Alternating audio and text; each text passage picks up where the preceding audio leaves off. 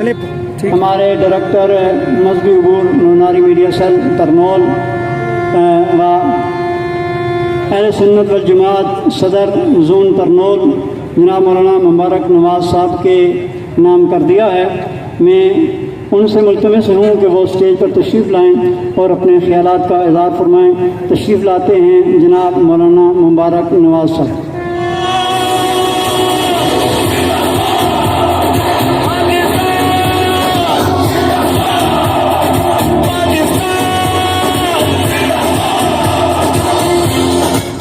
بسم اللہ الرحمن الرحیم نحمدہ و نصلی علی رسولہ الکریم اما بعد. عزیز سامعین، آج ہم ترنول چوک میں سبز ہلالی پرچم کے سائے تلے جمع ہیں. یقیناً یہاں پر کھڑا ہر فرد جسے پاکستان کی گورنمنٹ آئی ڈی کارڈ جاری کرتی ہے، اور جو لوگ الیکشن کے ذریعے سلیکٹ ہوتے ہیں وہ ہم سے یہ وعدہ کرتے ہیں کہ ہم عوامی حقوق کے لیے جدوجہد کریں گے. اس پرچم کے سائے تلے کوئی وڈیرا ہے تب، کوئی خان ہے تب، کوئی چودھری ہے تب، کوئی غریب ہے تب، سب برابر ہیں. اور جس کے جیب میں آئی ڈی کارڈ ہے، قومی شناخت ہے، یقیناً ان سب کے حقوق بھی برابر ہوتے ہیں. آج یہ پرچم کشائی کی تقریب اس چوک میں رکھنے کا صرف اور صرف ایک مقصد ہے. وہ مقصد یہ ہے کہ شادی ہالوں کے اندر پروگرام ہوتے ہیں، بڑی بڑی بیٹھکوں کے اندر پروگرام ہوتے ہیں، کرسیاں لگی ہوتی ہیں، شامیانے لگے ہوتے ہیں، لوگ انتظار میں ہوتے ہیں کہ کب پروگرام ختم ہوگا، کھانے کا ٹیبل سجے گا. عوامی حقوق میں بات ہوتی ہے، پانی کی بات. وہ بندہ کیا کرے جو گاڑی سے لے کر گھر کے بیڈ روم تک نیسلے کا منرل واٹر پیتا ہو؟ پانی کی تنگی اسے کیا محسوس ہو جس کے گھر میں 700 فٹ بور ہو، اور وہ جب نہانے کے لیے، فریش ہونے کے لیے واش روم جائے تو ایک بٹن نیچے کرے تو اس کا ٹینک فل ہو جاتا ہو؟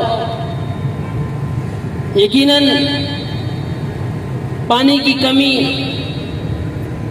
اور پانی کی شدت کا احساس اس شخص کو ہوتا ہے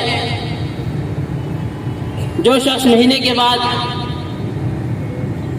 جب اس کے ہاتھ میں بجلی کا بل تھمایا جائے 5000، گیس کا بل تھمایا جائے، اور جب وہ گھر آئے تو اسے گھر کی دہلیز سے داخل ہوتے ہی اہلیہ کہیں کہ پانی ختم ہو گیا، 4000 روپے کا پانی کا ٹینکر ڈلوائیں. جس مزدور کی ماہانہ آمدن 14 سے 15,000 روپے ہو، اسے اس چیز کا احساس ہوتا ہے. جس کی آمدنی لاکھوں میں ہو اسے اس چیز کا احساس نہیں ہوتا. یقیناً آپ حضرات کو یہاں جمع کر کے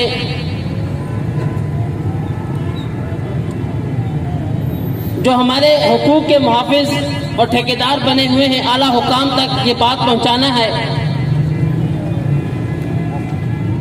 کہ بڑے بڑے روڈ مسائل کا حل نہیں ہوا کرتے،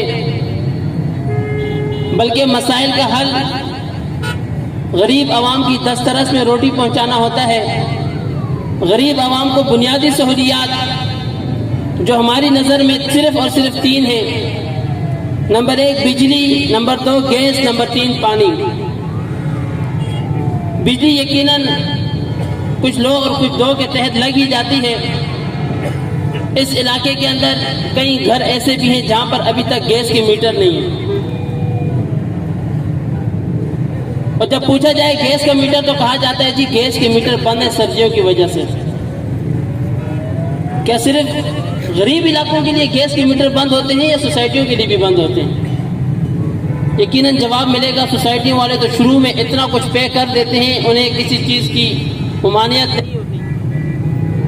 یقیناً اگر ہم عوامی نمائندوں کے سامنے اپنے حقوق کی بات کھلے انداز میں کریں، لیڈ اتر گئی ہے یہاں سے انسان بنیادی سہولیات سے محروم رہ کر وہاں سے زندگی تو گزار لیتا ہے لیکن بڑی اذیت بھائی یہ چکر جب ہم اپنے نمائندوں کو کھلے آسمان تلے اس چوک میں کھڑے کر کے اگر ہم اپنے مطالبات بتائیں گے کہ اس علاقے کی یہ ضروریات ہیں، یقیناً جب وہ یہاں سے گزریں گے کا پروگرام میں پیٹرول ختم ہو گیا ہوگا۔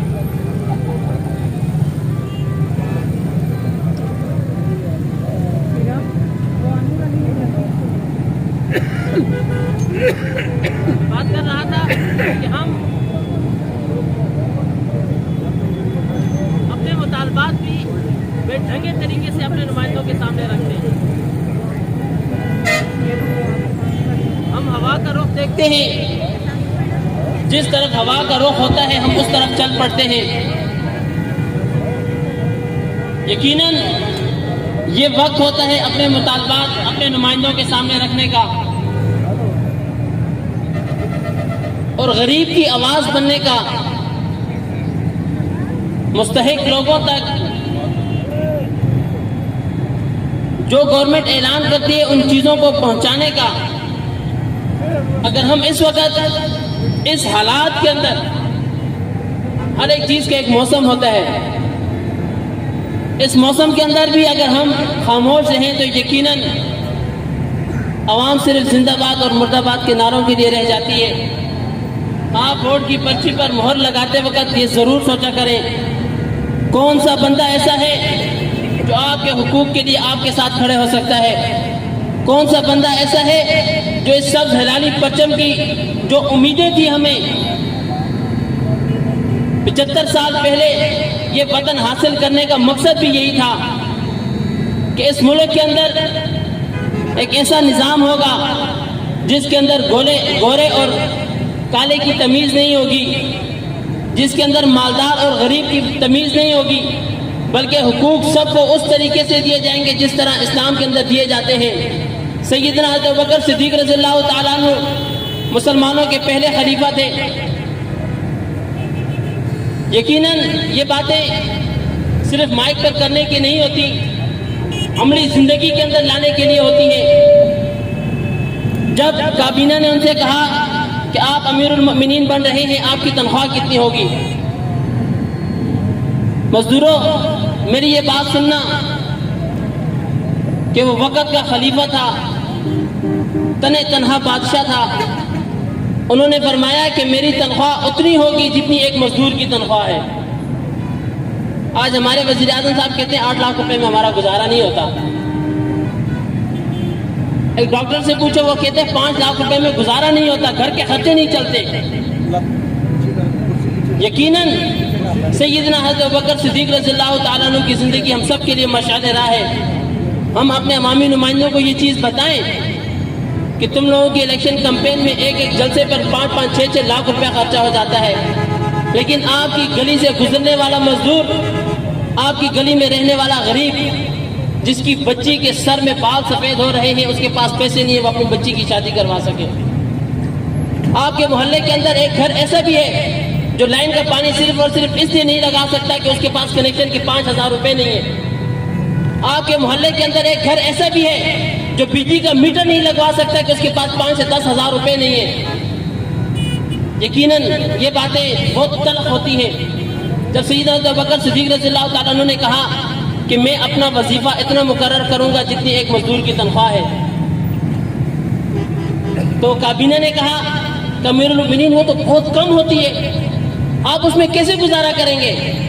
ہے قربان جاؤں، نبی کریم صلی اللہ علیہ وسلم کی تربیت پر انہوں نے کیا تربیت کی تھی ان لوگوں کی. انہوں نے کہا کہ میں اپنی تنخواہ نہیں بڑھاؤں گا, میں مزدور کا وظیفہ بڑھا دوں گا, کہ جتنا میں کھاتا ہوں اتنا ایک مزدور کھاتا ہے. اگر میرا اس پیسوں میں گزارا نہیں ہوگا تو مزدور کا گزارا کیسے ہوگا. یہ چیزیں تھیں, وہ لوگ تھے.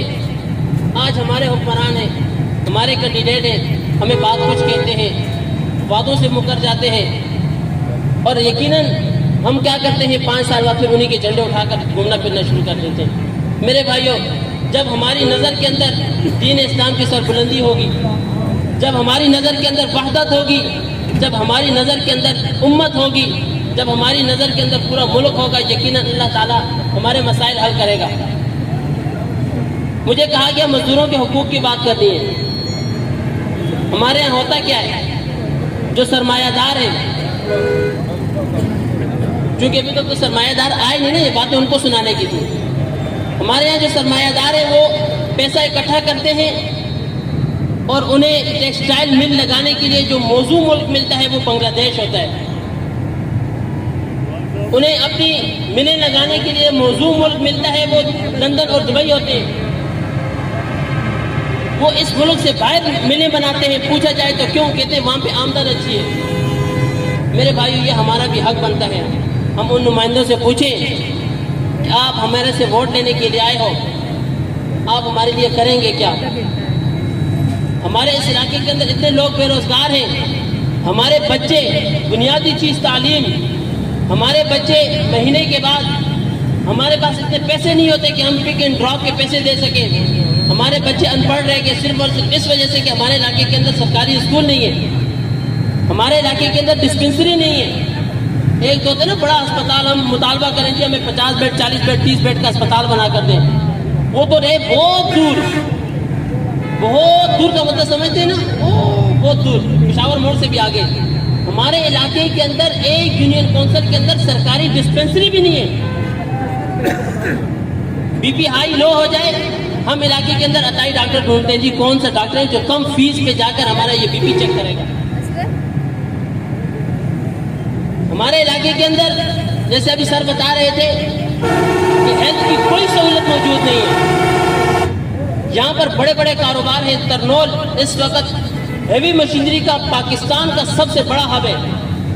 ہیوی مشینری کا ایک بندہ کروڑوں روپے کا کاروبار کر رہا ہے, لیکن افسوس کے ساتھ کہنا پڑ رہا ہے ہمارے یہاں 4 سے 5 جوسیاں لگتی ہیں. 5 جوسیوں, بلکہ اگر آگے دیکھا جائے تو بہت ساری لگتی ہیں, لیکن جو مرکزی 5 جوسیوں کے اندر ایک بھی فائر بریگیڈ کا اسٹیشن نہیں ہے. آگ لگ جائے دکان ساری جل کے خاک ہو جاتی ہے. لوگ بالٹیوں سے پانی ڈالتے رہتے ہیں, تب جا کے کہیں فائر بریگیڈ کی گاڑی آتی ہے آدھے پونے گھنٹے بعد. کئی حادثات ہم ڈیلی روزانہ کی بنیاد پر اپنے روڈوں کے اوپر دیکھتے ہیں. آپ اسلام آباد میں چلے جائیں, ہر چوک کے اندر آپ کو ایمبولینس کھڑی ہوئی نظر آتی ہے.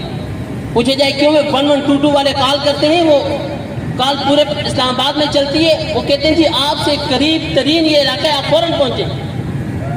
تو کیا میں سوال کرتا ہوں آپ لوگوں سے جتنے یہاں پر کھڑے ہوئے, آپ لوگ بجلی کا بل ادا کرتے ہیں؟ بتائیں نا, کون کون نہیں ادا کرتا؟ سارے ادا کرتے ہیں نا. بجلی کا بل پے کرتے ہو آپ لوگ؟ سارے پے کرتے ہو. آپ لوگوں کی گاڑیوں میں جو پیٹرول ڈلتا ہے وہ آپ کے گھر کی ٹینکی سے آتا ہے یا پمپ سے ڈلواتے ہیں؟ پیسے پے کرتے ہیں. ڈیزل ڈلواتے ہیں, پیسے پے کرتے ہیں. گیس کا بل ادا کرتے ہیں.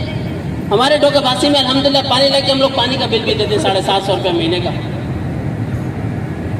پانی اگر جو زمین سے قدرت اللہ کمپنی کی طرف سے نکلتا ہے. ہماری گورنمنٹ کو اتنی توفیق نہیں ہوئی کہ وہ عوامی 20,000 کی آبادی کے لیے ایک موٹر لگی ہوتی ہے اس کا بل ہی فری کر دیں, بلکہ انہوں نے باپٹا ملازمین کے لیے یونٹ رکھے ہوتے ہیں, غریب عوام کے لیے نہیں رکھے ہوتے.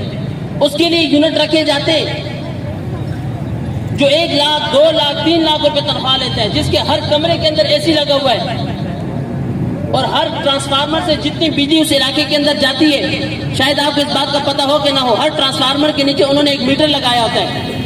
وہ دیکھتے ہیں اس ٹرانسفارمر سے اس گلی کے اندر کتنے یونٹ چلے. مہینے کے بعد وہ سارے یونٹ اس ٹرانسفارمر سے جتنی بجلی چلی ہوتی ہے گھروں پہ ڈیوائڈ کر دیتے ہیں. وہ جو واپڈا کے ملازمین کے بجلی کے یونٹ فری دیے جاتے ہیں وہ بھی آپ کو میرے جیب سے دیے جاتے ہیں. ہم نے آج تک اس حوالے سے بات کی؟ ہمارے کسی عوامی نمائندے نے بات کی؟ نہیں جی، نہیں کرتے. کیوں نہیں کرتے؟ انہیں پتہ ہے اگر بات کریں گے تو کل کو اگر باپٹا والوں کو کہہ دیا کہ بجلی کا میٹر لگا کے ہاں تمہارے خلاف گل کی تھی ایسی نہ بھگت، اس ٹائم پہ ہمیں یہ چیزیں نظر آ جاتی ہیں. میرے بھائیوں، یہ تقاریب ہوتی رہتی ہیں. میں آپ حضرات کی عظمت کو سلام پیش کرتا ہوں. یقیناً ایک چھوٹی سی بات کر کے اپنی بات کو ختم کروں گا. امریکہ ڈیولپ ہو رہا تھا.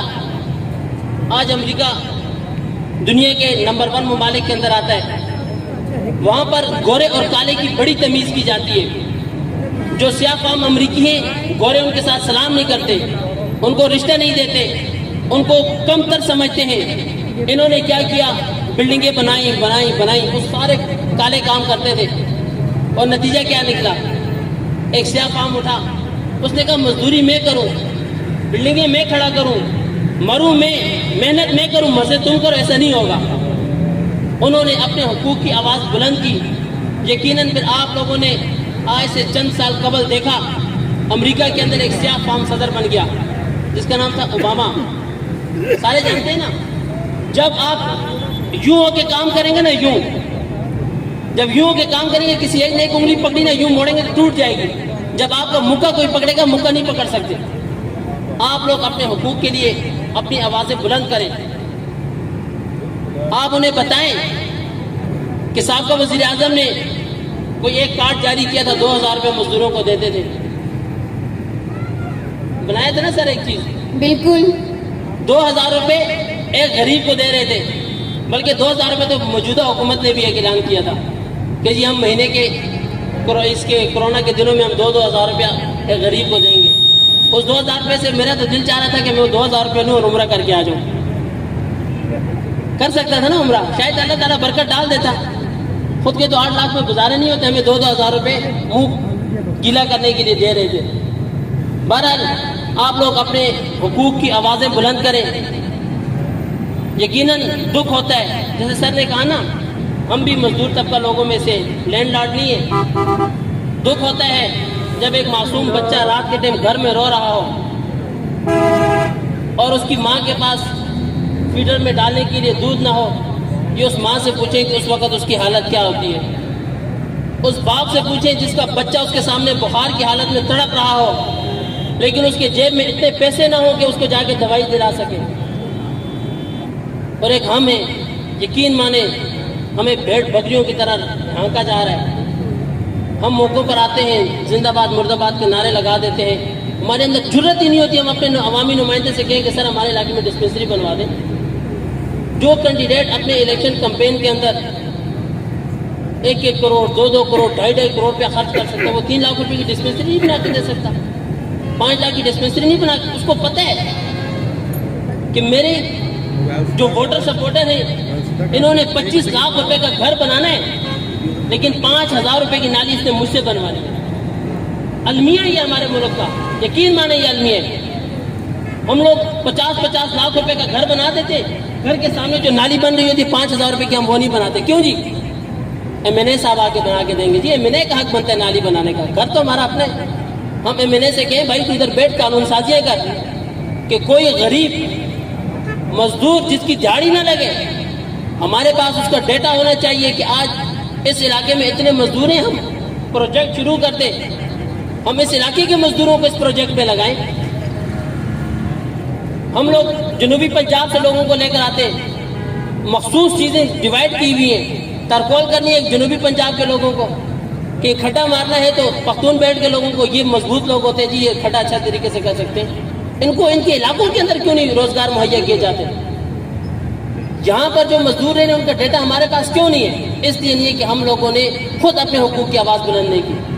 کریں گے نا انشاءاللہ اپنے حقوق کی آواز بلند، انشاءاللہ محنت کریں گے، جستجو کریں. یقین مانے قطرے قطرے سے دریا بنتا ہے.